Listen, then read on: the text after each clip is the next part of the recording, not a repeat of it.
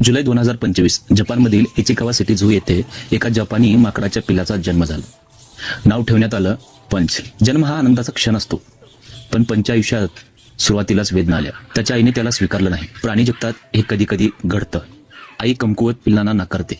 निसर्गाचे नियम कठोर असतात, पण त्या नियमामागे एका छोट्या जीवाचं तुटणारं मन मला दिसतं का? मानवी माया पण अपूर्णता.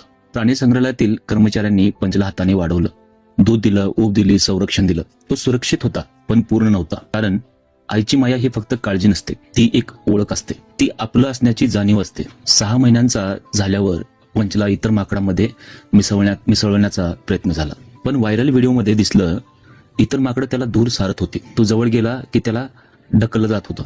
तो शांतपणे बसायचा, जणू विचार करत होता, मी वेगळा का आहे? त्या क्षणी तो फक्त एक माकड नव्हता, तो प्रत्येक त्या व्यक्तीचं प्रतीक होता ज्याला कधीतरी समाजाने नाकारलं आहे. पंचला सांत्वन मिळावं म्हणून त्याला एक मऊ ओरागुंटानं खेळणं देण्यात आलं. हे खेळणं इकेया जपानचे उत्पादन असल्याचं नंतर समोर आलं, आणि मग एक हळवं दृश्य दिसू लागलं.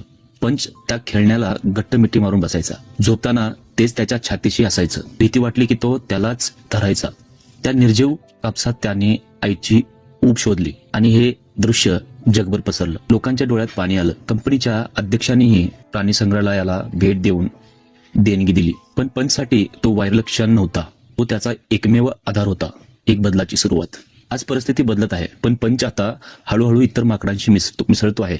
तो त्याच्या अंगावरून हात फिरवतो, त्याच्यासोबत खेळतो, त्याचा आत्मविश्वास वाढतो आहे. प्राणी संग्रहालयाच्या म्हणण्यानुसार लवकरच कदाचित त्याला त्या सॉफ्ट टॉयची गरज उरणार नाही, आणि इथेच या कथेला खरा अर्थ मिळतो. ही गोष्ट आपल्यासाठी काय सांगते? आपल्या आयुष्यातही कधी ना कधी आपण एखाद्या सॉफ्ट टॉयला धरून बसतो. एखादी आठवण, एखादी व्यक्ती, एखादं दुःख. तो आधार चुकीचा नसतो, तो आपल्याला जगायला मदत करतो. पण वाढ म्हणजे एक दिवस तो आधार हलकेचं बाजूला ठेवून पुन्हा स्वतःवर विश्वास ठेवणं पंच शिकवतोय. पुन्हा समाजात मिसळायला, पुन्हा स्वीकार मिळवायला, पुन्हा स्वतःला शोधायला.